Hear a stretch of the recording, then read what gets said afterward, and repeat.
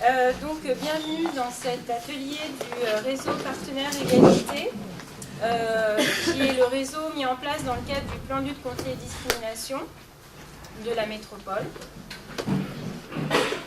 Nous sommes aujourd'hui très heureux d'accueillir Julien Talpin, qui est sociologue et qui est spécialiste des questions d'égalité et de pouvoir d'agir. Donc je laisserai le soin à Nadia Madal de présenter plus en détail, puisqu'elle a la charge d'animer ce temps dans le cadre de l'accompagnement qu'elle conduit du plan de lutte de la métropole. Alors pourquoi cette intervention aujourd'hui ? Il faut que je dise donc quelques mots sur le réseau Partenaires Égalité, même s'il y en a un certain nombre qui le connaissent. Il s'agit donc, ce réseau, c'est la traduction de la politique de la métropole en matière de lutte contre les discriminations, qui est une politique qui existe depuis 2010 environ. Dans le cadre aujourd'hui d'une certaine faiblesse des politiques nationales en la matière, on peut dire que depuis 2009-2010, la métropole a cette politique aux côtés d'autres collectivités et puis aussi bien entendu des acteurs associatifs. Et au départ, la métropole s'est surtout attachée à travailler ces questions dans le champ éducatif. Dès le départ, la métropole a fait ce choix de travailler sur la question des pratiques discriminatoires, d'entrer par la question des pratiques discriminatoires au sein des institutions. Son entrée n'a pas été avant tout la question des publics. Et ça, c'est un choix très fort depuis le départ qui perdure aujourd'hui. Car ce qui nous paraît important, c'est qu'il n'y ait pas de confusion sur la cible des politiques de lutte contre les discriminations. Alors, pourquoi ça ? Eh bien parce que il s'agit donc de ne pas se tromper de cible. Il s'agit aussi de rappeler que pour discriminer, il faut avoir le pouvoir de le faire. Et que donc cette question ramène aussi aux questions des rapports de pouvoir, aux questions des rapports de domination, le fait d'approcher les questions de discrimination par cette entrée des pratiques, etc., conduit aussi à une réflexion sur les questions de rapports de pouvoir et de domination. Et donc ça conduit aussi à la question du pouvoir d'agir, à la question de l'émancipation, à la question de la place des citoyens. Donc nous, dans la démarche, même dans le plan de lutte contre les discriminations et éducation, on a assez vite quand même réfléchi à la question aussi de la place des citoyens, de la place des habitants dans des dispositifs de lutte contre les discriminations. Alors, ce qu'on a mis en place, alors je ne vais pas entrer dans le détail du tout, ce n'est pas l'objet de ce qui est fait dans le cadre de ce plan, mais en tout cas, il y a un élément qu'on a mis en place que certains d'entre vous connaissent bien aussi, c'est ce qu'on appelle l'université populaire. D'autres d'ailleurs mettent en place des universités populaires sur les discriminations ou sur l'égalité. Enfin nous c'est vraiment spécifiquement sur l'égalité et la non-discrimination. L'idée c'est surtout de créer des espaces d'expression qui permettent de témoigner des discriminations. Donc on travaille souvent avec des troupes de théâtre forum, qui travaillent avec des habitants sur des périodes de 3-4 mois, donc on pourrait visionner les vidéos qu'on a tirées de ces scénettes de théâtre forum, et souvent on fait intervenir des sociologues après ces temps-là. Mais ces temps-là ont lieu en général en soirée, le samedi, donc ils ont été filmés. Il y en avait eu un à Saint-Martin-d'Air en 2015. Il y en a eu un à Grenoble en 2016 avec Nassima Moujoud, un autre avec Auriac et Babza, à Grenoble aussi, avec les services jeunesse. Donc il y en avait eu un à Saint-Martin-d'Air, c'était avec Marwan Mohamed. Voilà, donc on a depuis quelques années un peu cette volonté de faire émerger la parole des habitants sur les discriminations. Et du coup, c'est pour ça qu'aujourd'hui, depuis un moment, on se disait c'est important d'avoir une réflexion aussi sur on sait que les questions de mobilisation citoyenne évoluent beaucoup aujourd'hui. On s'interroge, nous, du coup, sur la place des questions d'égalité, de discrimination dans les processus de mobilisation citoyenne Et ben, Julien Talpin paraissait vraiment comme le plus indiqué pour nous parler de ça. Voilà, juste un autre mot pour dire aussi qu'avec les collègues, il y a un centre métropolitain sur la gestion urbaine et sociale de proximité, donc Perrine Tolène pour ce réseau-là, et puis ma collègue Anne-Laure Carrier pour l'égalité femmes-hommes. Disons que ces 3 thématiques sont concernées par ces questions, donc bien entendu, on est amené à construire aussi des choses là-dessus. Ensemble, et puis du coup l'invitation avait été diffusée dans ces réseaux-là, et sans doute que voilà, il y a des gens qui vont se croiser aussi un peu aujourd'hui, peut-être qui n'avaient pas l'habitude de le faire. Voilà, donc je ne serai pas plus longue et je passe la parole donc à Nadia Malache. Merci Sophie. Bonjour à tous, donc on m'a chargé d'animer cet après-midi ce débat sur la question vaste finalement des conditions de l'empowerment en matière de discrimination. C'est vrai que l'empowerment n'est pas une question qui relève proprement des discriminations, qui est un champ qui touche à un champ beaucoup plus large. Là où la question nous intéresse en matière de discrimination, c'est justement sur la difficulté parfois à faire agir, enfin parfois, je vais dire presque tout le temps, à faire agir concrètement pour lutter et prévenir les formes de discrimination. Et on sent bien qu'on a affaire à une question difficile à résoudre, avec d'un côté des habitants, des citoyens qui se disent constamment, dans tous les témoignages qui ressortent, leur sentiment d'être discriminés, puis de l'autre côté des acteurs qui auraient le pouvoir de modifier les choses, qui ont du mal à prendre en compte cette question-là. Et finalement, l'un des éléments qu'on s'est posé était de dire que est-ce qu'il faut que la lutte contre les discriminations soit un élément top-down qui vienne d'en haut? Est-ce qu'il ne faut pas que ce soit plutôt ceux qui subissent ces discriminations-là qui puissent se saisir collectivement de cette question?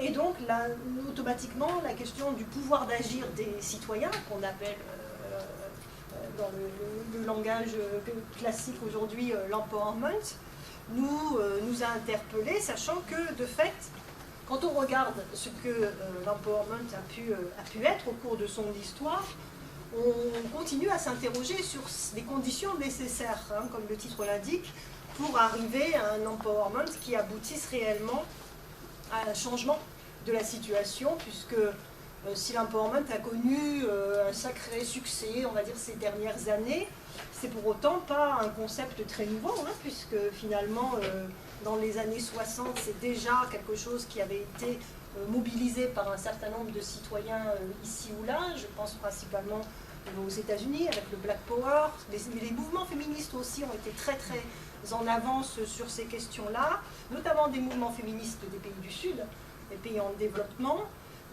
Et puis, je pense que c'est Paulo Freire, mais Julien reviendra sans doute sur tout ça, qui, dans la pédagogie des opprimés, son fameux livre en 1968, qui a mis en avant ce principe d'empowerment.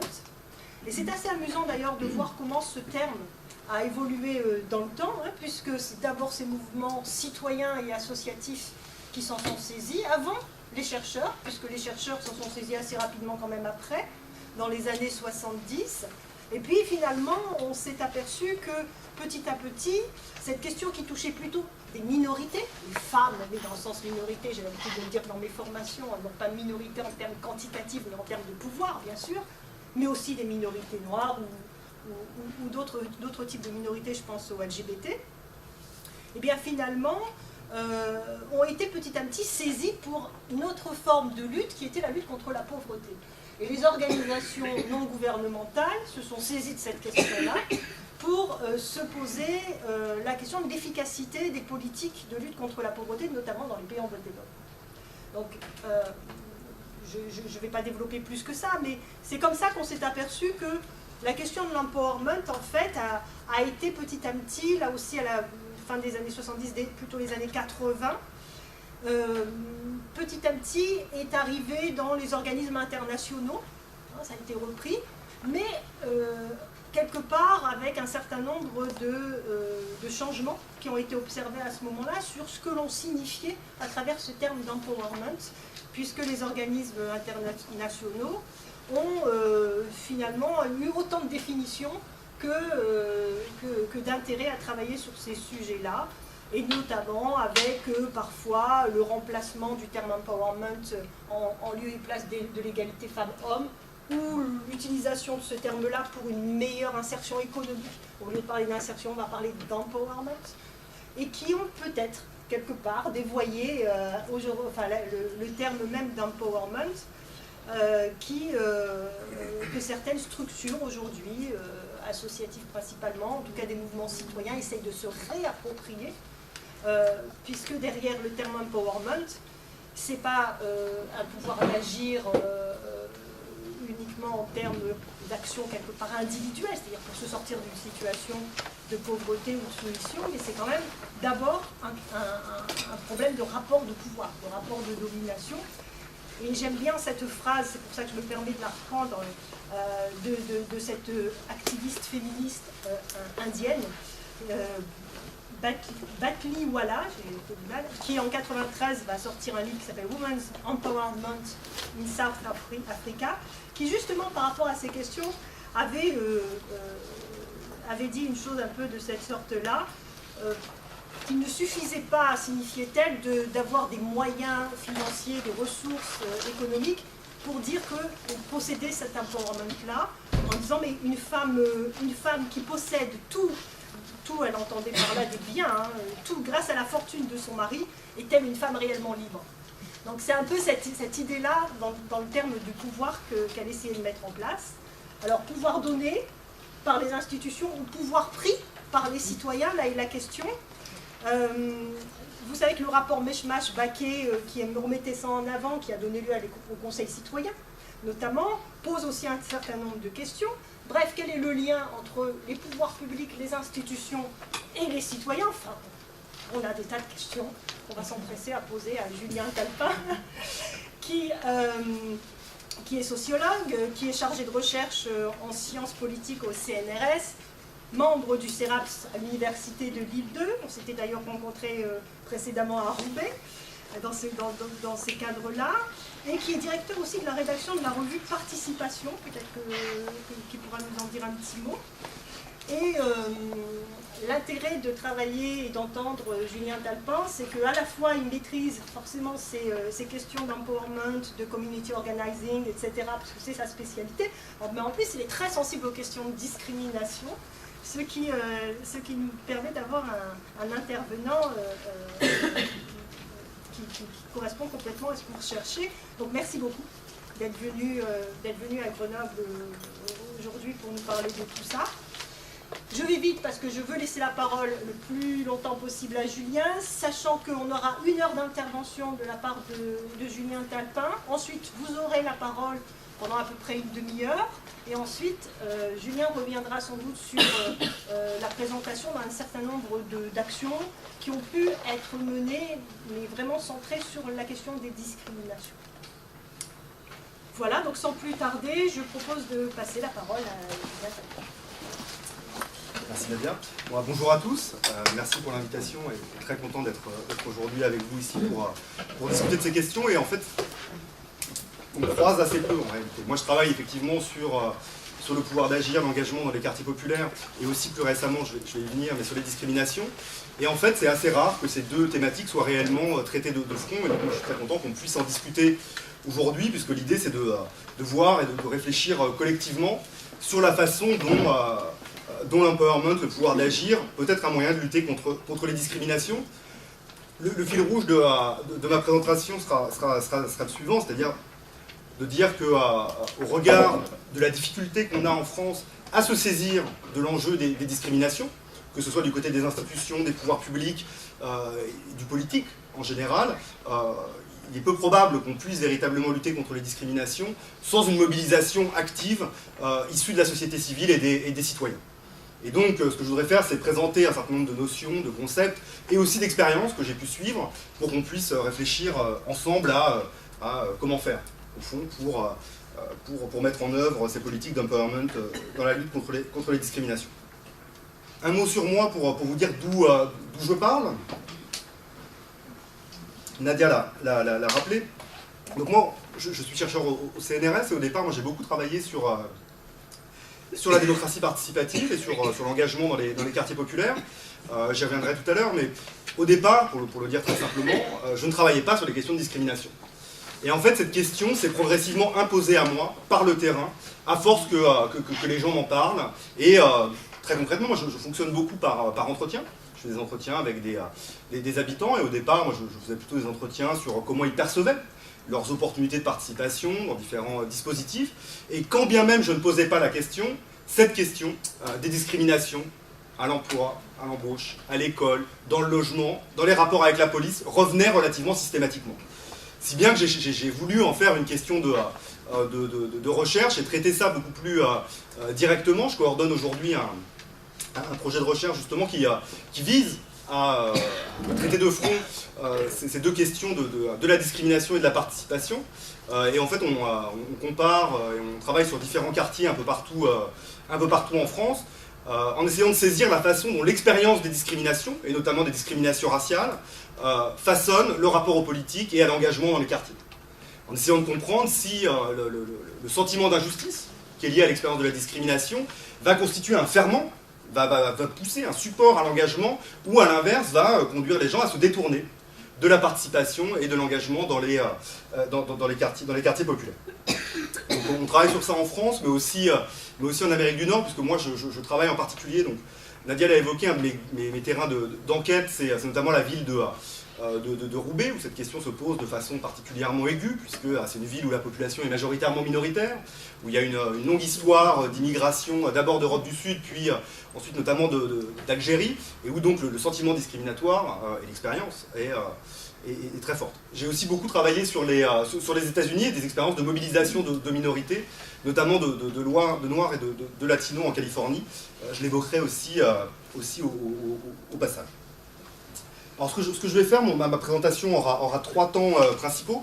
Dans un premier temps, je reviendrai rapidement sur la question des discriminations et la façon dont on essaye de lutter contre aujourd'hui en France, à l'échelle nationale, mais surtout locale. Puis j'essaierai de voir, dans un deuxième temps, et ce sera quand même le cœur de ma présentation, comment la participation, et plus spécifiquement l'empowerment et le pouvoir d'agir, peuvent être un moyen de lutter contre les discriminations. Et donc je reviendrai sur l'émergence de cette notion d'empowerment, et au-delà de la notion en tant que telle, j'évoquerai des expériences qui me semblent particulièrement emblématiques de la façon dont les citoyens parviennent à reprendre du pouvoir sur leur propre vie. Pour éviter que ce soit un peu trop un tunnel de ma part, je pense qu'on fera du coup au terme de ce premier temps un moment de discussion, et après il y aura un troisième temps plutôt vers la fin, donc où j'essaierai d'aborder quelques pistes, là aussi à partir d'expériences que j'ai pu suivre plus ou moins directement, de mise en œuvre des préceptes de l'empowerment dans la lutte contre les discriminations, en essayant de voir différentes modalités, différents types d'actions collectives qu'on peut mettre en œuvre par en bas pour lutter contre les discriminations. Alors pour rentrer dans le vif du sujet, moi j'ai quand même tendance à dire, et je l'ai dit d'emblée d'ailleurs, que la question des discriminations est aujourd'hui tout à fait centrale dans le rapport des habitants des quartiers populaires au monde social. C'est-à-dire que, comme je le disais, les gens, quand même on ne pose pas la question, en parlent très fréquemment. Une des difficultés, pendant longtemps, ça a été d'objectiver ce sentiment discriminatoire, de démontrer par A plus B que la discrimination n'était pas qu'un sentiment, mais une réalité.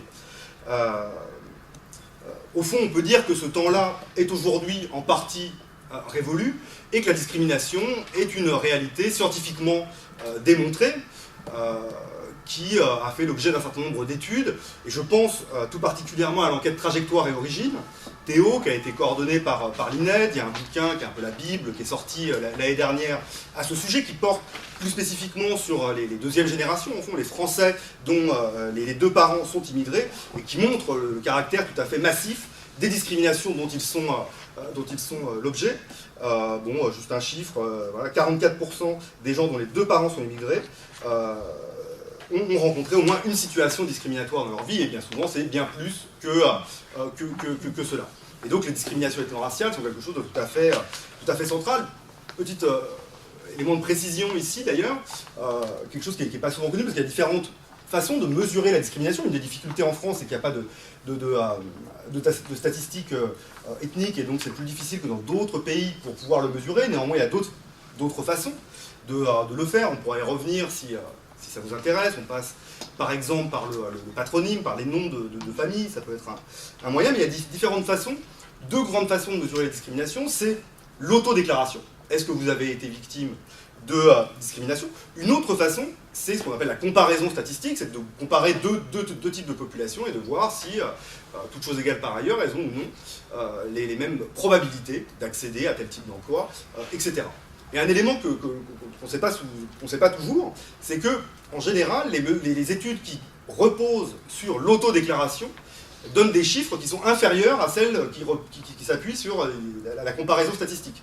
Ça veut dire quoi? Ça veut dire que les gens ont tendance à sous-estimer, sous-déclarer leurs expériences discriminatoires. Alors c'est important parce que face à quelque chose qui revient souvent, l'idée selon laquelle les gens seraient dans un discours de victimisation, surestimeraient la discrimination dont ils peuvent être l'objet, a priori, les études dont on dispose indiquent plutôt l'inverse, et que les gens ont plutôt tendance à sous-estimer les discriminations dont ils sont l'objet. Donc toujours est-il que c'est désormais quelque chose d'assez reconnu.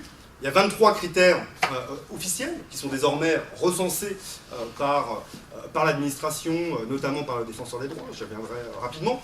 Néanmoins, ma présentation portera ici principalement sur la discrimination, vous l'avez compris, ethno-raciale, et également sur la discrimination territoriale, puisque c'est les deux éléments qui reviennent de façon la plus centrale chez les habitants des quartiers populaires. Ce qui ne veut pas dire que les autres formes de discrimination, le genre, la discrimination religieuse, etc., les autres types ne sont pas présents. Néanmoins, ces deux éléments-là, ethno-raciaux et territoriaux, sont tout à fait centraux. Un petit chiffre, 23% par exemple des déclarations, des cas de discrimination recensés par le défenseur des droits sont des discriminations liées à l'origine. Donc c'est quelque chose qui est assez central, d'autant que le défenseur des droits ne concerne pas évidemment que les quartiers en politique de la ville. Donc d'un côté, on a cette centralité des discriminations, et dans le même temps, quelque chose qui ressort très fortement des enquêtes que j'ai pu conduire, c'est un profond sentiment d'impuissance et de résignation chez les victimes et les habitants des quartiers populaires. Au fond, cette idée que la France ne nous traitera jamais comme des égaux. Je peux citer ici une enquêtée, Malika, que j'ai interviewée il y a quelques mois, qui me disait « De toute façon, on est désintégré d'avance ». Et donc cette idée, il y a au fond aussi une historicité sur cette question des discriminations. Chez beaucoup de gens, le sentiment que, voilà, après des années, des décennies de mobilisation, beaucoup font référence à la marche pour l'égalité de 83, 30 ans après, au fond, on n'a pas beaucoup avancé, et le sentiment que la société française ne s'est toujours pas véritablement emparée de cette question, ce qui se traduit par un sentiment d'impuissance, on pourrait dire de disempowerment, de non-pouvoir d'agir chez beaucoup d'habitants de ces quartiers, de victimes de discrimination. La question dès lors, c'est que faire? Qu'est-ce qu'on fait face à ce décalage, d'un côté, cette colère rentrée, ce sentiment d'injustice face à l'expérience des discriminations, et de l'autre, cette résignation? Comment l'empowerment peut être une piste, à quelles conditions, pour sortir de la fatalité de l'expérience discriminatoire? Avec l'idée aussi que les gens ne veulent pas passer pour des victimes. C'est quelque chose qui revient beaucoup dans les entretiens que je peux conduire, ce qui explique d'ailleurs que peu de plaintes soient déposées. Et du coup, la question, c'est comment ils peuvent devenir, non pas des victimes, mais des acteurs de la lutte contre les discriminations. Alors, j'en viens à mon premier point, et donc, qui va servir un peu de base. Je ne sais pas si c'est complètement nécessaire ici, mais de rappeler un peu quand même des éléments sur la lutte contre les discriminations. J'irai assez vite, mais je voudrais quand même rappeler ces éléments-là, puisque ce sera important notamment pour la fin de ma présentation, où il s'agira de réfléchir aux pistes d'action. Et les pistes d'action, c'est aussi par rapport aux dispositifs institutionnels existants, etc. Alors, il va de soi que, je l'ai déjà dit, qu'on a du mal en France avec la question des discriminations, et que l'appareil institutionnel pour y répondre est relativement récent, et un des moins développés en Europe. Pour le dire très simplement, la France est un des pays d'Europe qui dépense le moins d'argent pour lutter contre les discriminations. en termes donc, de dispositifs publics et de moyens mis en œuvre, quand on compare avec ce qui se passe en Angleterre, aux Pays-Bas, etc., à population équivalente, on n'a pas fait un rang de priorité aux priorités nationales. Alors, on a néanmoins différents acteurs qui interviennent. On avait la HALDE, créée en 2005, qui s'est transformée en défenseur des droits. Pour qui, défenseur des droits, la lutte contre les discriminations n'est qu'un des axes de travail, ce qui est un des problèmes d'ailleurs. Que fait le défenseur des droits? Un travail d'information et de sensibilisation. Par exemple, récemment, il a fait une campagne sur les pratiques discriminatoires de la police, qui a fait un peu de bruit. Il a sorti un rapport là-dessus, ce qui était quand même assez courageux pour une autorité administrative indépendante. Il fait aussi un travail de recensement des plaintes pour discrimination, et il fait un travail aussi de suivi juridique de ces plaintes. C'est une institution qui est organisée nationalement, mais qui a aussi des représentants locaux, les délégués du défenseur des droits. Il y en a un peu partout sur les territoires et les quartiers politiques de la ville, même si on verra que ça ne marche pas extrêmement bien et que c'est un des problèmes. C'est-à-dire qu'il y a des agents qui sont censés faire ce travail de médiation auprès des habitants, en particulier des quartiers populaires, et qui sont en fait très peu sollicités pour cela. Un exemple, moi j'ai rencontré les délégués du défenseur des droits à Roubaix, il y en a deux, qui ont une permanence hebdomadaire pour accueillir les habitants. Et 1% des cas qu'ils ont traités en 2015 étaient des cas relatifs à la discrimination. Parce qu'ils traitent de plein d'autres trucs, sur les droits de l'enfance, sur des problèmes administratifs des habitants. Voilà. C'est-à-dire que d'un côté, moi j'entends parler de discrimination tout le temps dans les entretiens que je peux faire, dans différentes manifestations qui sont organisées, et en même temps le délégué du défenseur des droits qui est là pour recueillir cette parole-là, entre autres, elle n'arrive pas jusqu'à lui. Ce qui pose déjà une question, et en termes de piste d'action, on pourrait y revenir, mais ça peut être intéressant. Donc on a le défenseur des droits, premier type de dispositif. À côté de ça, il y a le rôle de l'État, du ministère de la Ville en particulier, et notamment du Commissariat Général à l'Égalité des Territoires, le CGET, qui finance des études, des plans de lutte contre les discriminations, et qui est un acteur qui, historiquement, a joué un rôle important pour appuyer, soutenir le développement de la lutte contre les discriminations.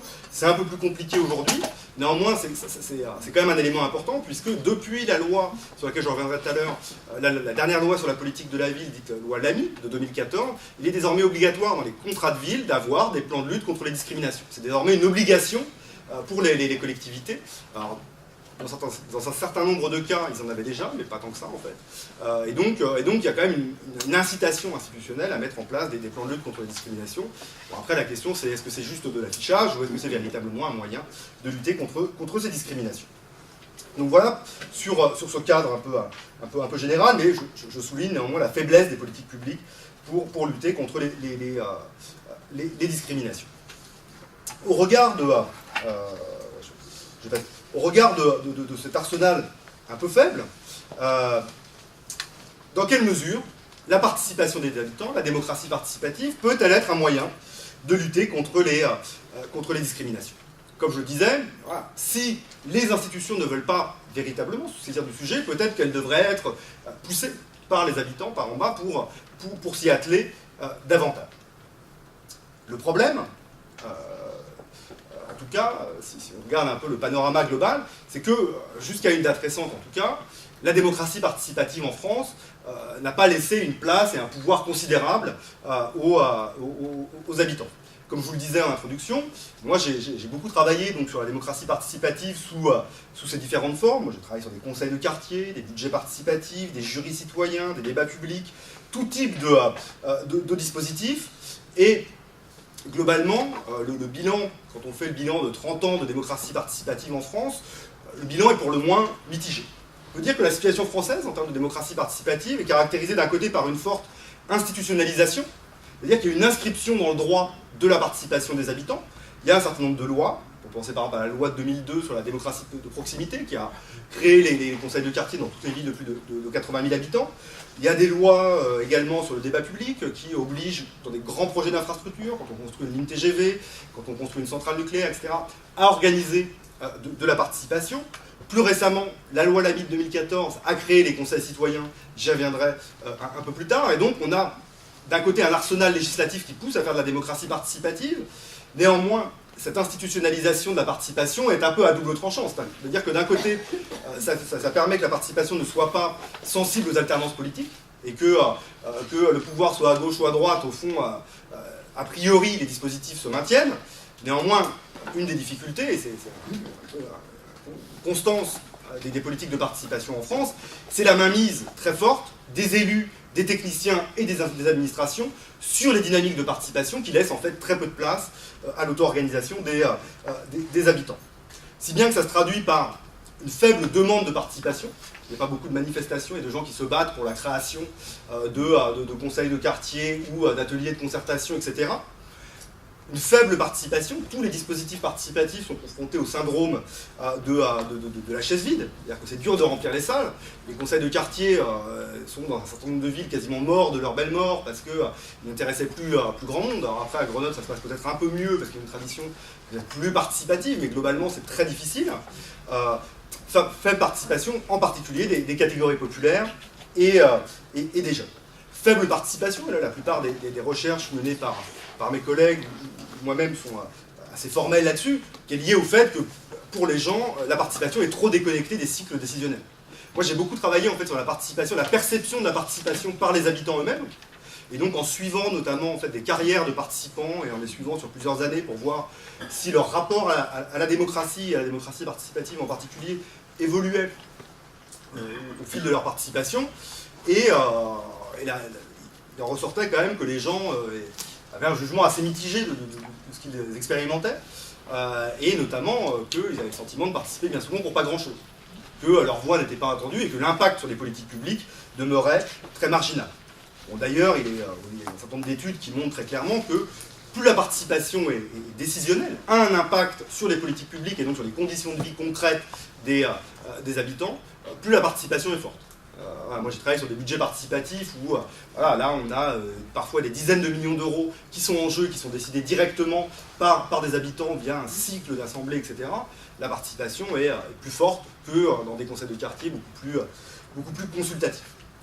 Néanmoins, il y a ce sentiment qui est assez largement partagé chez les habitants que la participation est une mascarade manipulée par les élus. Pour le dire très directement, si bien que, alors que la démocratie participative avait cette ambition de au fond, redorer la démocratie, de redonner le goût de l'engagement et de la participation aux habitants, c'est presque l'inverse qui se passe, et ça renforce le cynisme et la défiance à l'égard des institutions, avec quelque chose qui ressort beaucoup dans mes entretiens, c'est des gens qui me disent, mais même là, au fond, on n'est pas entendu. Même dans ces espaces-là où on devrait avoir notre mot à dire, on perd notre temps, si bien que les gens, assez rapidement, s'en détournent. Bon, je vais évidemment très vite, il y a des expériences qui marchent mieux, qui ont mieux marché, etc. Néanmoins, ce constat un peu global a conduit à envisager d'autres façons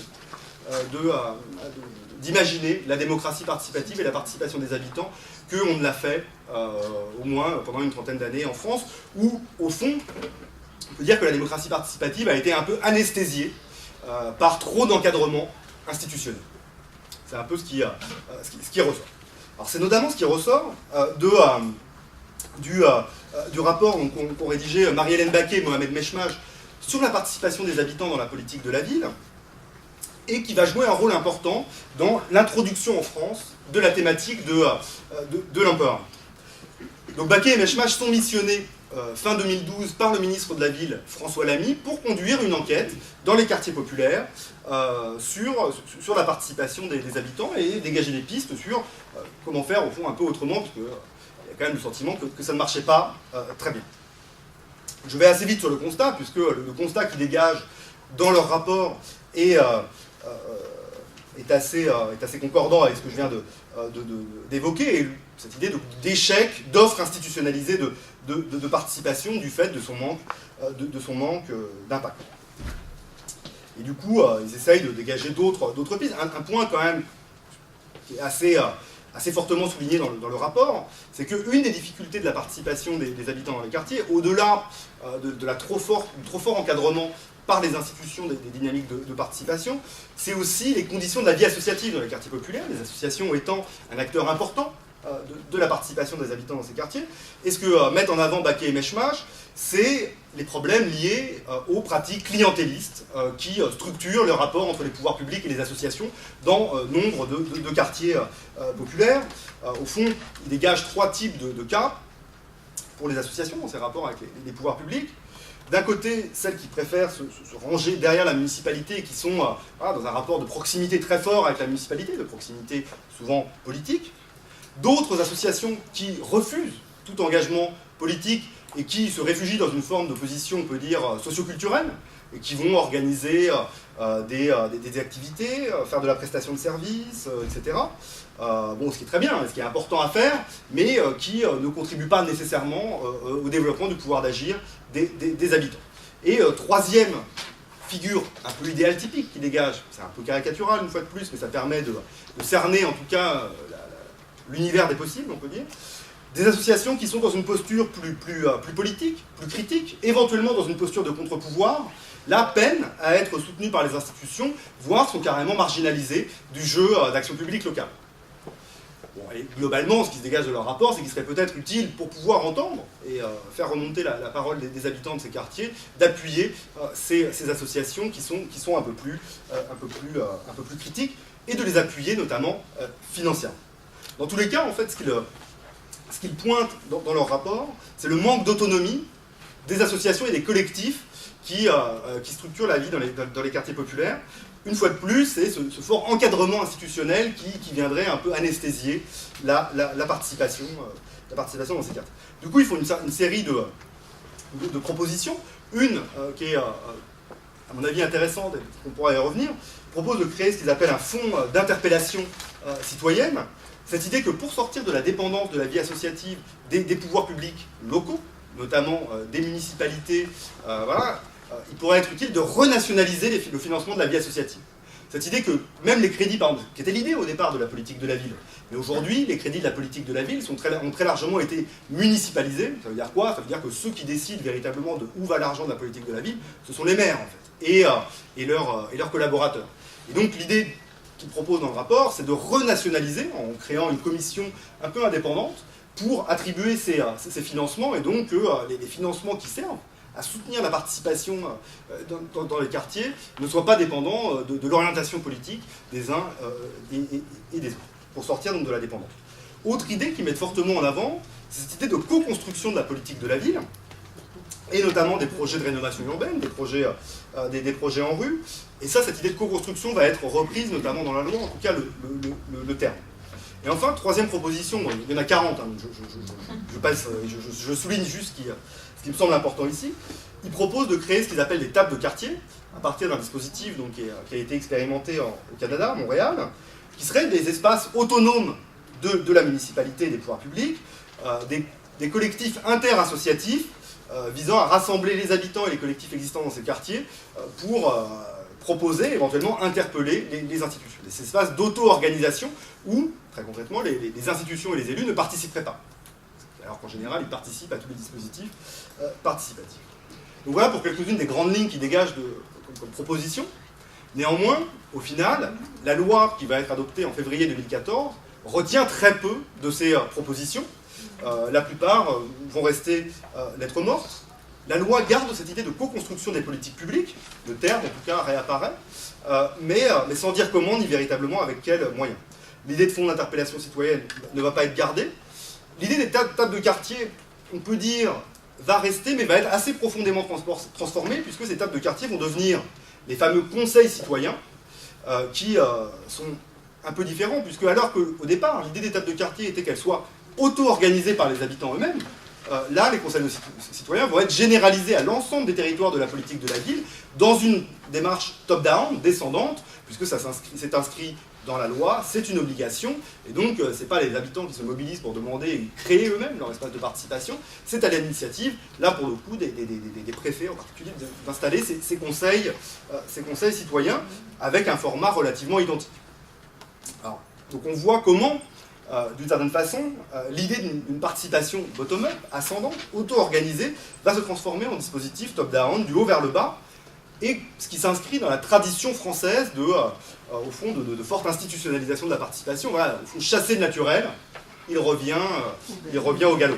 C'est un peu ça qui s'est passé, quand bien même, alors là, après, moi je ne sais pas exactement ce qui se passe à Grenoble, les échos que j'ai sont plutôt positifs sur les conseils citoyens, mais globalement, je peux vous dire que dans le Nord, pas génial, et qu'il y a une réelle continuité avec les conseils de quartier, par exemple, mais il est possible que dans d'autres endroits, ça se passe un peu différemment. Je sais par exemple que près de Lens, il y a certains conseils citoyens qui sont animés par des centres sociaux de façon relativement autonome, et c'est intéressant. Donc, il y a une diversité de pratiques, forcément, sur plus de 1000 dispositifs, c'est inévitable.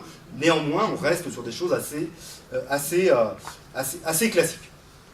Au final, quand bien même, on peut dire que les grandes orientations du rapport Baquet-Bechmach n'ont pas été retenues dans la loi, on peut quand même considérer que ce rapport marque un tournant, dans le sens où il va introduire cette idée d'empowerment et de pouvoir d'agir, et va contribuer à la diffusion de cette notion-là dans tout un tas de secteurs, de la politique de la ville, du travail social, etc., qui vont s'en emparer, ce qui va faire, peut-être en tout cas, bouger les pratiques.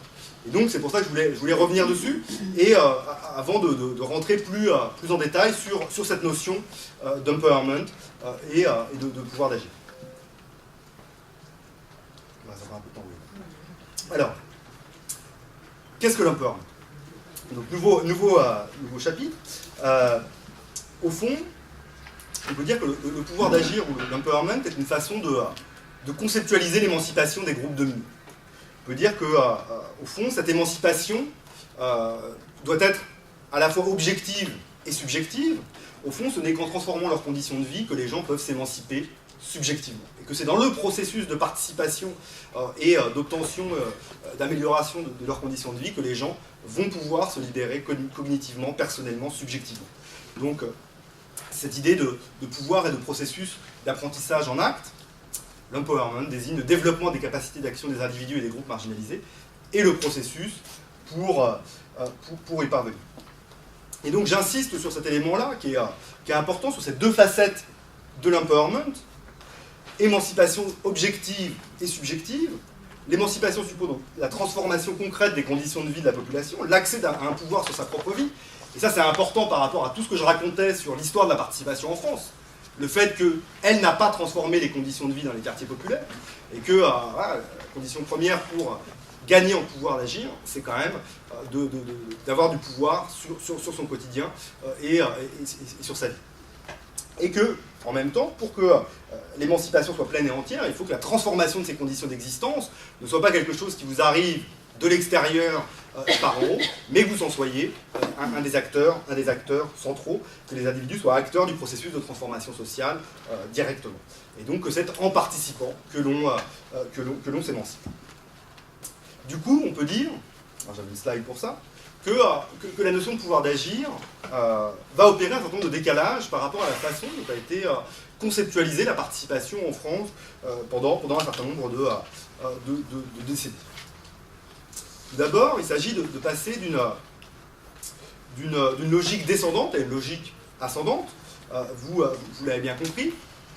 Pendant longtemps, on a pensé que c'est ça le sens quand même de la démocratie participative au départ. C'est pour ça qu'il ne faut pas non plus jeter le bébé avec l'eau du bain. Si la politique de la ville émerge au début des années 80, si la démocratie participative se met en place à l'initiative, bon, c'est plus compliqué que ça, mais si les institutions en tout cas se saisissent de la démocratie participative à la fin des années 70 et au début des années 80, c'est aussi pour réagir à une forme d'affaiblissement des espaces d'intermédiation traditionnels, syndicats, un certain nombre d'associations d'éducation populaire qui commencent à s'essouffler, et qui se disent on va venir compenser au fond cet affaiblissement des espaces intermédiaires, notamment dans les quartiers populaires. Le problème, c'est qu'en voulant impulser d'autres formes d'intermédiation, les institutions ont probablement anesthésié cette participation. Et donc, du coup, l'idée n'est pas forcément d'écarter entièrement les institutions du panorama, mais de dire qu'elles ont probablement pris trop de place et qu'il y a d'autres façons d'impulser la participation qu'en se mettant au centre. Et qu'il serait possible d'avoir une sorte de soutien beaucoup plus distancié de la participation et des dynamiques de mobilisation dans les quartiers que ça a été le cas jusqu'à présent. Et c'est à ça qu'il faut, à mon avis, réfléchir aujourd'hui. Deuxième élément, deuxième décalage qu'introduit la notion de pouvoir d'agir, c'est qu'elle va replacer la question du pouvoir au centre. Une des difficultés de la démocratie participative, c'est que dans la mesure où elle avait des objectifs relativement hétérogènes, en ligne de mire, elle a voulu tout faire à la fois, elle a probablement échoué sur tous les fronts, et que, notamment, la démocratie participative était vue comme un moyen de produire du lien social, de recréer du lien entre les gens, et que dès lors, un des éléments très fortement été mis en avant dans les dynamiques de participation dans les années 80 et 90, c'était une idée très consensuelle de la participation. Une crainte très forte du conflit qui a contribué à dépolitiser la participation en tant que telle. Si bien que le pouvoir d'agir vient repolitiser la question de la participation en soulignant que les inégalités de pouvoir et de participation sont centrales pour guider en fait, ces dynamiques de participation. Remettre au cœur les inégalités de pouvoir avec l'idée que si l'empowerment de certains est nécessaire, c'est bien qu'il y a disempowerment de certains groupes et donc il faut les cibler, peut-être les nommer, pour pouvoir leur permettre de prendre toute leur place. L'idée de se concentrer notamment sur l'empowerment des classes populaires et des groupes minorisés. Troisième point, troisième décalage, c'est sortir d'une vision très individualisée de la participation. Au fond, la démocratie participative en France a fortement mis en avant l'image du citoyen ordinaire, autonome, tel qu'on le voit dans les conseils de quartier, tel qu'on le voit aussi dans les dispositifs tirés au sort, dans les conseils citoyens par exemple, où on va tirer au sort des individus qui sont parfois détachés de leur groupe d'appartenance. Le problème, pour le dire aussi très concrètement, c'est que parfois, cette vision un peu individualisée de la participation a servi un certain nombre d'institutions à jouer les citoyens ordinaires contre les associations et les collectifs organisés, à jouer les conseils de quartier contre tel contre-pouvoir qui viendrait nous embêter. L'idée, à l'inverse du pouvoir d'agir, je vais vous donner des exemples dans un instant, c'est que si l'objectif c'est de redonner du pouvoir à certains groupes, et notamment aux groupes minorisés et aux catégories populaires, aux plus éloignés de l'espace public, ça suppose aussi de rompre avec une vision trop individualisée de la participation, et que c'est en s'appuyant sur leur groupe d'appartenance, peut-être sur leur communauté d'appartenance, que la participation de ces groupes-là sera possible. Et donc c'est une autre façon aussi de concevoir la participation. Alors je vais peut-être passer un peu vite là-dessus parce que ce qui nous intéresse, c'est peut-être de voir comment on fait. En plus, Nadia l'a rappelé sur l'histoire de l'empowerment. Et en fait, un peu paradoxalement, par rapport à tout ce que je vous dis, bon, en fait, j'utilise très peu le mot d'empowerment et de pouvoir d'agir, pour une raison bien simple, c'est que c'est une notion qui est un peu fourre-tout, en fait, aujourd'hui, qui est déjà victime de son succès. Nadia le rappelait, et là, je l'aborde. Au départ, c'est une notion qui émerge dans les mouvements sociaux des années 60 aux États-Unis, le Black Power, des mouvements féministes assez radicaux, par certains tenants du travail social communautaire aussi dans les années 70. La notion d'empowerment va les aider à rompre avec une vision parfois un peu psychologisante et très individualisée du travail social, et au fond de repolitiser le travail social en montrant que le problème, les difficultés que peuvent vivre un certain nombre des gens avec qui ils travaillent ne sont pas d'ordre psychologique ou individuel, mais sont d'ordre structurel, liés à des problèmes institutionnels, économiques, sociaux, etc. Et donc, ça va permettre de repolitiser le travail social. Néanmoins, à partir des années 80, et là je parle principalement de l'Amérique du Nord et des pays du nord de l'Europe, ça va être repris un peu par tout le monde, si bien qu'on a des conceptions très différentes de l'empowerment qui vont se développer, et des pratiques du coup très différentes. Là je reprends la tripartition de Marie-Hélène Baquet, mais l'idée qu'on peut avoir un empowerment néolibéral, social-libéral ou radical au fond, cet empowerment radical étant celui qui était à l'origine du concept, et qui est peut-être celui qui a nourri en tout cas le rapport Baquet-Meshmash, et qui peut peut-être nous guider aujourd'hui.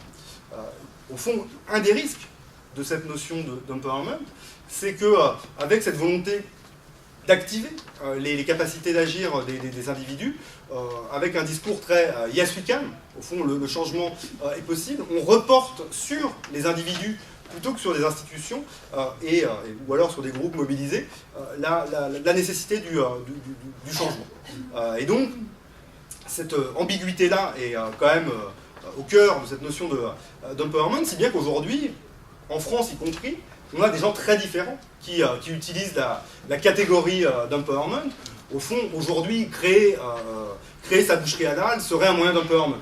Voilà, parce que ça permettrait d'accéder, je prends cet exemple-là parce que c'est des choses que j'ai vues, et donc je prends cet exemple, mais ça pourrait être n'importe... Et donc une conception très entrepreneuriale, au fond, de l'empowerment se fait jour et se diffuse dans les milieux des quartiers populaires, alors que je ne suis pas sûr que ce soit la conception la plus pleine et entière de l'empowerment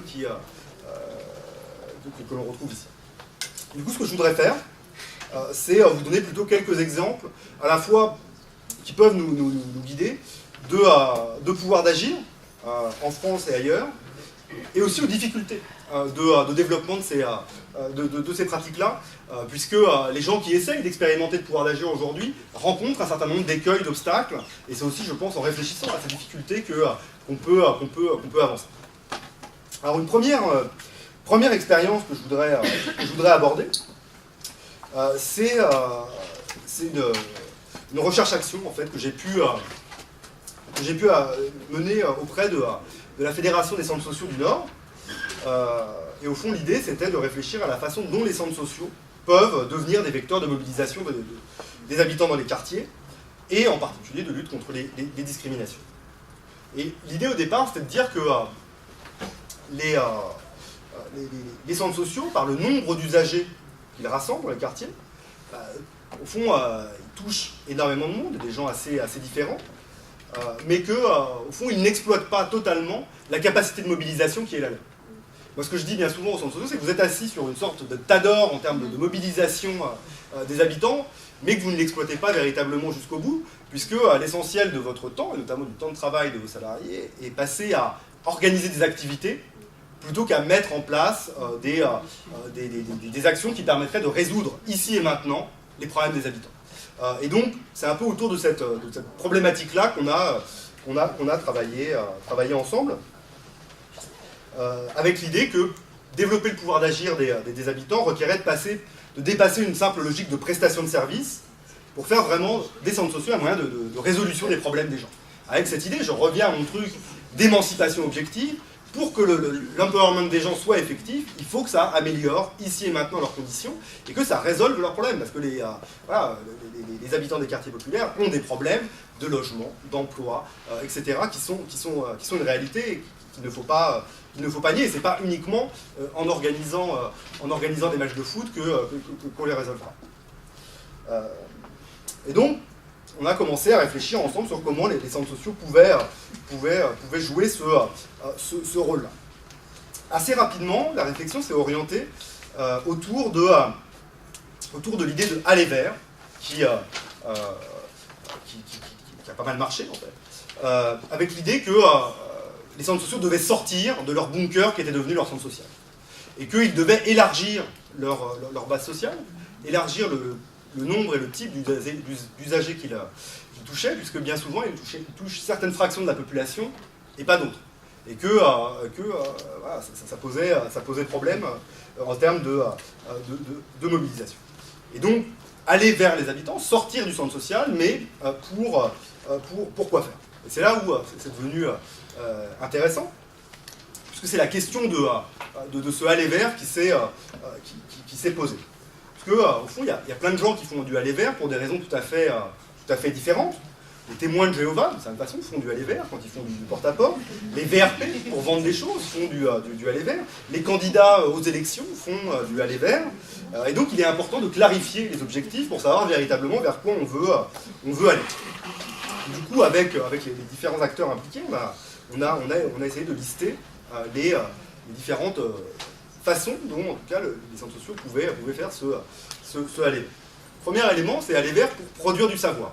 Au fond, produire des connaissances sur éventuellement les difficultés que peuvent rencontrer les habitants sur le territoire, alors là, c'est passé par des questionnaires, du porte-à-porte, des diagnostics, avec l'idée que ce savoir pouvait être une source de légitimité, de solutions nouvelles, éventuellement d'innovations qui peuvent permettre d'améliorer la vie des gens. Et donc, c'est un premier ensemble de pratiques qui ont été mises en œuvre par ces centres sociaux. Je passe assez vite, on pourrait y revenir si ça vous intéresse. Une autre façon de concevoir le aller vers, c'était de faire du lien social. Et donc là, on va chercher à aller rencontrer des gens qui ne sont pas membres du centre, des habitants avec lesquels on n'a pas de contact, notamment, pour le dire très concrètement, là, des questions qui se posaient, c'est le quartier est très multiculturel et en même temps il n'y a que des blancs dans le centre, comment on fait?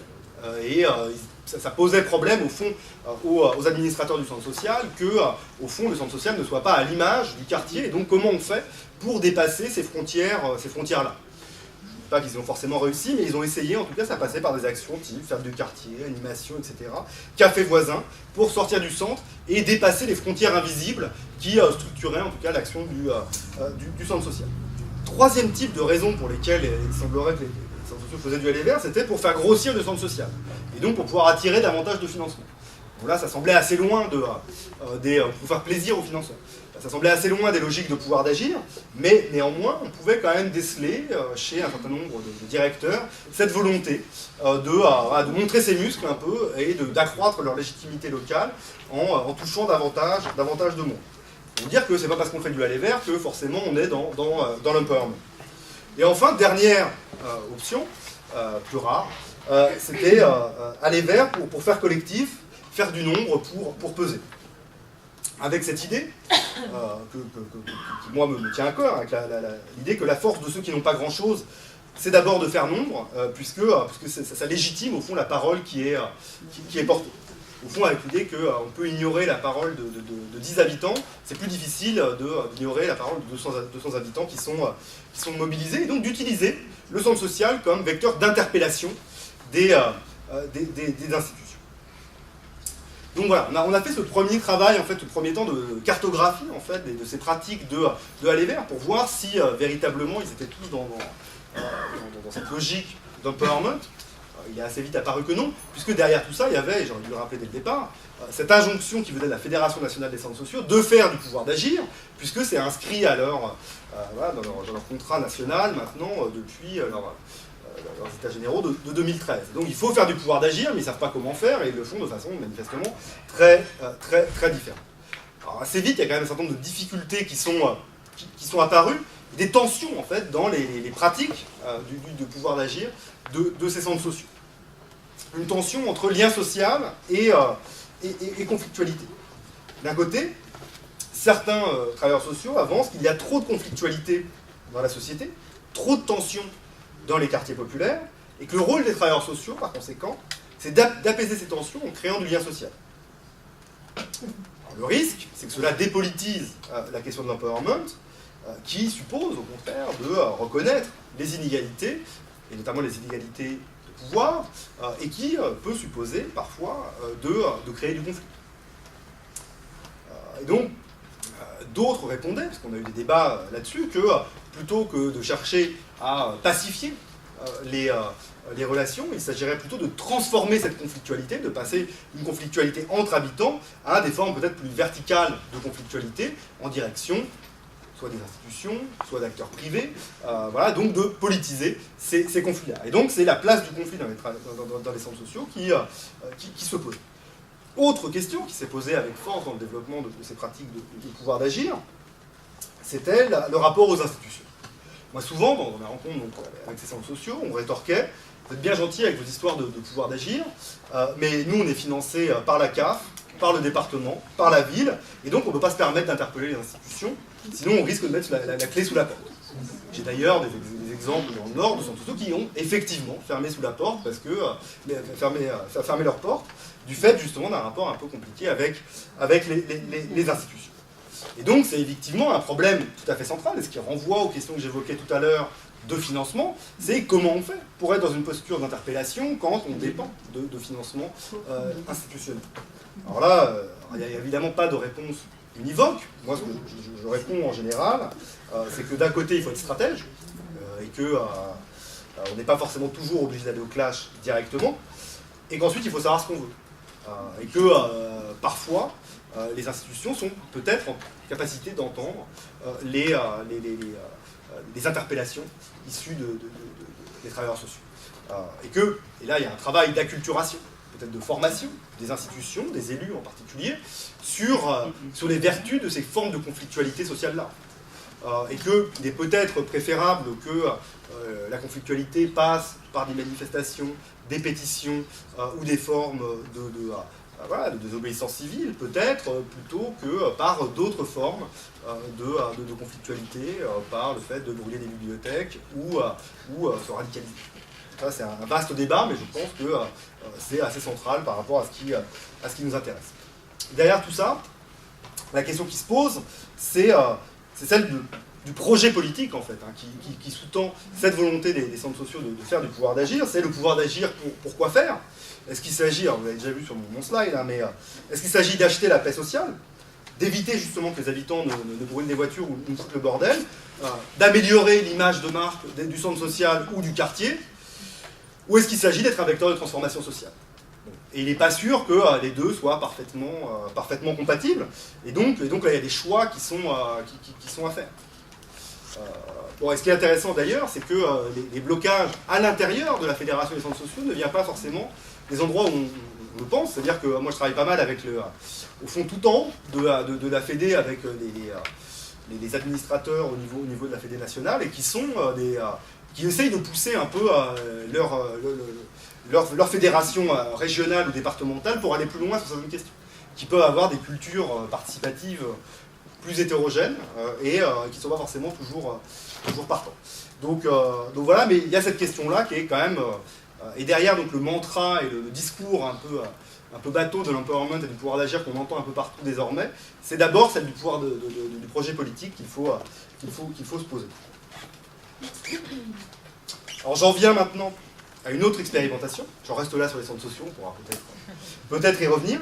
Une autre expérience que j'ai suivie de près qui me semble illustre bien, et on s'éloigne un peu ici des questions de discrimination, on y reviendra peut-être tout à l'heure, mais je vous donne des exemples qui, à mon sens, permettent de réfléchir à comment on s'y prend pour développer le pouvoir d'agir des habitants, à partir d'une expérience de table de quartier que j'ai suivie à Roubaix. Alors, je vous en ai déjà parlé, c'était une idée qui était présente dans le rapport Baquet-Meshmach, qui n'est pas repris dans la loi, mais qui va être lancée néanmoins par la Fédération nationale des centres sociaux, on les retrouve, et la coordination Passe en nous, qui va être créée à l'initiative notamment de Mohamed Meshmach, suite à son Tour de France des quartiers populaires, qui est donc une fédération nationale d'associations des quartiers populaires qui rassemble plus d'une centaine d'assauts un peu partout en France, y compris à Grenoble, et qui décide, au regard justement de l'insatisfaction relative avec ce qui ressort de la loi, de lancer des expérimentations de table de quartier qui est plus conforme à ce qu'il voulait faire au départ. Donc il y a 13 expérimentations qui se lancent un peu partout en France, et moi j'ai pu suivre celle de Roubaix. La moitié des expériences sont portées par des centres sociaux, l'autre par des associations. Celle que j'ai suivie est portée par une association de jeunes qui s'appelle l'Association Nouveau Regard pour la Jeunesse. Une table de quartier, en fait, c'est un collectif interassociatif. Donc là, dans ce quartier à Roubaix, on a une radio, le centre social participait un peu au départ, un comité de quartier, une association d'ados de voix, un club de presse. Donc on a différents acteurs qui interviennent, puis on va le voir aussi beaucoup d'habitants non affiliés. Une des idées au départ de cette expérimentation des tables de quartier, c'est de dire qu'au fond, il existe encore des forces vives dans les quartiers populaires aujourd'hui, mais bien souvent, elles sont fragmentées, divisées, elles sont dans la concurrence, soit pour attirer les financements, soit pour attirer les habitants, et se tirent un peu dans les pattes, et qu'il serait peut-être préférable de créer des synergies pour, justement, peut-être avoir davantage de poids et peser face, notamment, aux institutions. Néanmoins, une des difficultés auxquelles se heurte d'emblée, en tout cas moi, la table de quartier que j'ai pu suivre, c'est que c'est un truc qui venait quand même relativement d'en haut. C'est-à-dire que par rapport à cette histoire de demande de participation, il n'y a pas des habitants, moi, à Roubaix, qui étaient là, et on veut créer une table de quartier. C'est des élites associatives qui connaissaient Meshmach, etc., qui se disent qu'il y a un peu de fric à récupérer du CGET, donc qui n'auront jamais d'ailleurs par ailleurs, mais c'est une autre histoire, qui disent, bon, il y a vraiment un truc à faire. Et donc, on est quand même, quand bien même il y a cette philosophie bottom-up, etc., dans un truc assez descendant qui ne vient pas des institutions, mais qui vient de leaders associatifs. Et donc, il y avait un risque quand même assez fort au départ de cette idée de table de quartier, qu'on retombe sur des formes très classiques de participation imposées par en haut. La chance de cette histoire de table de quartier, et je ne suis pas sûr que ça soit passé partout de la même façon dans les autres villes, mais moi je raconte ce que j'ai pu observer à Roubaix, c'est qu'assez vite, alors que les premières réunions, au fond il ne se passait pas grand-chose, assez vite la table de quartier va rencontrer le projet de rénovation urbaine du quartier. Alors que ce n'était pas forcément prévu au départ. La table de quartier, la première réunion d'ailleurs, on a demandé aux habitants est-ce que vous voulez bosser sur l'éducation, sur l'emploi, sur les discriminations, etc. Et immédiatement, en fait, c'est la question de la rénovation urbaine, puisqu'il y avait le projet et les premières rumeurs sur les travaux dans le quartier qui commençaient à circuler dans le quartier, pas mal d'inquiétudes. Et de fait, la table de quartier va devenir en fait le relais des inquiétudes des habitants autour du projet de rénovation urbaine du quartier. Si bien qu'un truc qui aurait pu être une dynamique de participation très descendante va être la caisse de résonance de l'inquiétude des habitants du quartier face à ce projet de rénovation urbaine qui s'impose à eux et dans lequel ils ont assez peu voix au chapitre. Au départ, en effet, les habitants, qui étaient des habitants tout à fait pas engagés dans quoi que ce soit, déplorent le manque d'informations sur la rénovation. C'est un quartier, en fait, le quartier en question, là où il y a la table de quartier à Roubaix, qui est composé en fait de petites maisons de briques traditionnelles en fait du nord de la France, des courets. En fait, c'est pas des grands ensembles HLM. Il y a une partie de HLM, mais il y a aussi pas mal de propriétaires pauvres. Parce qu'on a quand même un taux de chômage de 55% et près de 60% de la population qui vit sous le seuil de pauvreté sur le quartier en question. Donc c'est une population qui est très pauvre, mais qui n'est pas exactement, c'est pas forcément c'est pas la Villeneuve, pour le dire, voilà, si je prends un bon exemple en plus, ou Mistral, c'est pas Clichy-sous-Bois, voilà, en termes de forme urbaine en tout cas. Et c'est des propriétaires pauvres, et donc un des enjeux, c'est les gens ne savent pas si leur maison va être détruite ou non. Ils ne savent pas non plus s'ils vont pouvoir être logés dans le quartier. Et plus largement, ils déplorent en fait, de ne pas être associés au plan de rénovation du quartier. Alors au départ, la ville a un discours hyper participatif. Néanmoins, l'information qui est diffusée est minimale et ils ne veulent faire participer que sur un des aspects, qui est sur la création d'un parc dans le quartier. Voilà, parce qu'en fait, le quartier est de fait très dense, très minéral, et l'objectif du projet, en fait, c'est de dédensifier le quartier et de faire de la mixité sociale, et donc de faire un parc, de diminuer le nombre d'habitants, et donc les habitants historiques du quartier, il y en a beaucoup en fait qui habitent là depuis 20, 30 ans, etc., pas mal de Chibani qui ne veulent pas forcément quitter d'ailleurs le quartier, et qui ont le sentiment quand même qu'ils vont être un peu les victimes de cette volonté de créer des espaces verts. Donc voilà, et la table de quartier va devenir un peu le relais de ces inquiétudes. Tout d'abord, et c'est là où ça va être intéressant, en réalisant une enquête en porte-à-porte sur les souhaits des habitants, est-ce que vous voulez rester, pas rester, etc. Et en réalisant un travail de proximité hyper important qui va être facilité par la présence au cœur du quartier d'un local, où ils vont pouvoir en fait faire des permanences logements, où les gens vont venir parce qu'ils ne savent pas sur leur maison si elle va être détruite ou pas, etc. Est-ce que le montant qu'il leur est proposé est véritablement juste ou pas. Et donc, ils vont faire ces permanences logements, ils vont faire ce travail de porte-à-porte, un travail de proximité hyper coûteux en temps. La table de quartier va se réunir quasiment toutes les semaines pendant un an, réunissant en général entre 80 et 100 personnes, donc ce qui est pas mal sur un quartier de 2500 habitants environ, quand dans le même temps, les réunions de concertation organisées par la mairie sont quasiment vides. Ce qui va créer une sorte de conflit de légitimité, puisque la mairie va voir la table de quartier comme concurrençant ces espaces de concertation à elle, et la table de quartier, elle, au fond, revendiquant une légitimité liée au nombre qu'elle parvient à mobiliser. Nombre qui est lié notamment au travail de mobilisation qui est opéré au quotidien, que ne fait pas la municipalité. Je vous la fais vite, mais au final, le conflit va quand même assez fortement se durcir avec la municipalité. Néanmoins, la table de quartier va réussir à obtenir un certain nombre de petites victoires, notamment en termes de planning de la rénovation du quartier, le fait que les réhabilitations de maisons soient faites avant les destructions, c'est un détail un peu technique, mais ça permet que les gens dont la maison sera détruite puissent être relogés dans des maisons réhabilitées, donc ne quittent pas le quartier, comme ça se passe souvent en leur disant vous reviendrez dans 5 ans et on ne revient jamais. Et donc ça a permis quand même à des gens qui ne voulaient pas quitter le quartier de rester. Et ils ont réussi à obtenir des choses en termes de relogement, que les gens qui ne pouvaient pas forcément être relogés dans les maisons réhabilitées puissent néanmoins revenir, etc. Donc ce qui n'est pas tout à fait négligeable. Donc des petites victoires qui ont été permises par la réhabilitation, et des victoires aussi donc, objectives, matérielles, et des victoires aussi subjectives, moi, que je peux percevoir dans les entretiens que j'ai pu faire auprès des habitants, où on a quand même ce truc. Moi, j'ai une habitante un peu historique du quartier, qui a presque 70 ans, qui me dit en entretien, moi, la table de quartier m'a redonné espoir. Et il y a ce truc quand même de reconquête de la dignité, et face au mépris institutionnel, en tout cas, qu'ils ont ressenti, le manque d'information qu'ils ont vécu comme une forme de mépris, ces petites victoires-là leur ont permis de reprendre un peu de pouvoir sur leur vie et sur leur quotidien. Et donc on peut dire que, aussi petites soient-elles, ces victoires leur ont permis d'accroître leur pouvoir d'agir. Bon, néanmoins, la fin de l'histoire, et là j'en resterai là, mais on pourra en discuter, mais la fin de l'histoire est beaucoup plus compliquée parce que le conflit va s'accentuer et les associations qui portaient la table de quartier ont perdu toutes leurs subventions. Ils se sont fait expulser de leur local, ils n'ont plus de salariés, donc ils ne peuvent plus effectuer le travail en porte-à-porte et d'accompagnement des habitants, et donc ils vont mettre la clé sous la porte. Et donc le pouvoir d'agir, ça peut parfois se payer assez cher. Néanmoins, que peut-on retenir de cette expérience? Et je tirerai des conclusions un peu plus... je ne veux pas plomber l'ambiance. C'est que pour enclencher ce type de dynamique qui me semble positive, c'est que ça suppose un travail de mobilisation très important, et donc ça suppose de passer du temps sur le terrain, et donc en termes de culture associative, c'est-à-dire que voilà, le temps que, si on a des salariés, il faut qu'ils soient passés peut-être à faire du porte-à-porte ou des permanences, plutôt qu'à remplir les dossiers de subvention, comme c'est malheureusement bien souvent le cas. Donc que ce travail de mobilisation va créer la légitimité de la parole collective qui est portée.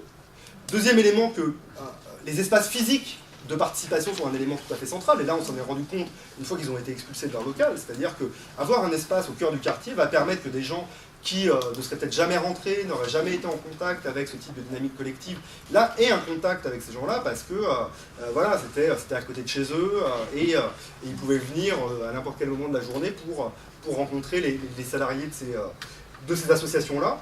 Et d'ailleurs, la disparition du local a très fortement accéléré la démobilisation de la table de quartier. Troisième élément qui est important aussi, c'est l'importance d'avoir des propositions précises. C'est-à-dire qu'ils se sont mobilisés, mais ils n'étaient pas dans l'incantation, simplement la municipalité, c'est des méchants, ils ne sont pas participatifs, ils ont fait des propositions.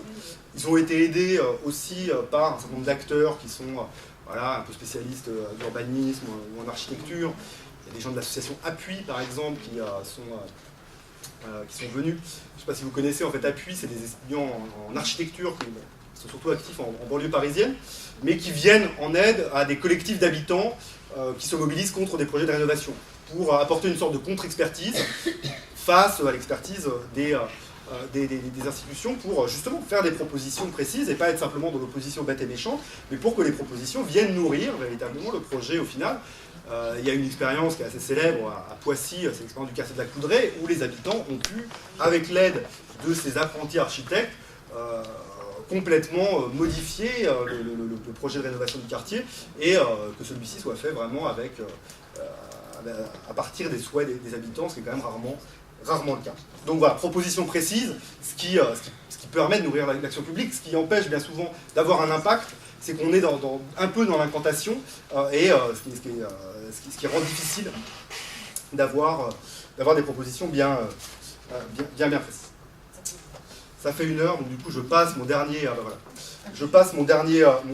parce que c'est intéressant qu'on discute. Je voulais vous parler de mes expériences américaines de community organizing, ce qui m'aurait permis de faire le pont avec Grenoble, puisque avec l'Alliance citoyenne, vous avez une expérience intéressante de community organizing, mais un certain nombre des éléments que j'aurais abordés sur la façon dont on essaye de mobiliser les habitants des quartiers aux États-Unis, je les ai abordés déjà.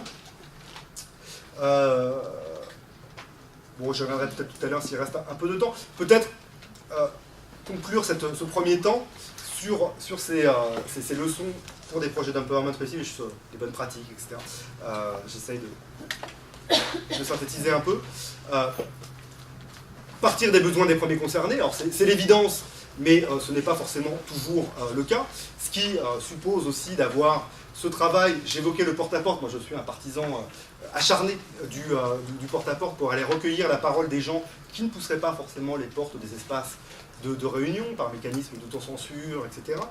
Et construire les campagnes à partir de ce qu'on recueille au plus près des habitants, et donc ne pas attendre que la participation s'enclenche spontanément.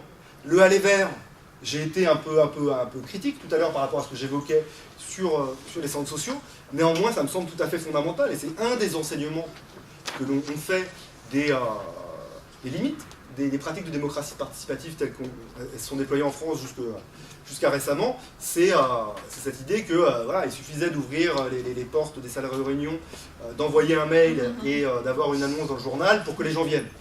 Ah non, et donc au regard de la désaffiliation sociale et politique des catégories populaires, si on ne va pas les chercher avec les dents, il y a peu de chances qu'ils se mobilisent. Et donc, ça veut dire quoi? Ça veut dire, je l'ai déjà évoqué, ça veut dire une transformation aussi de la culture organisationnelle, aussi bien des associations d'ailleurs que des institutions.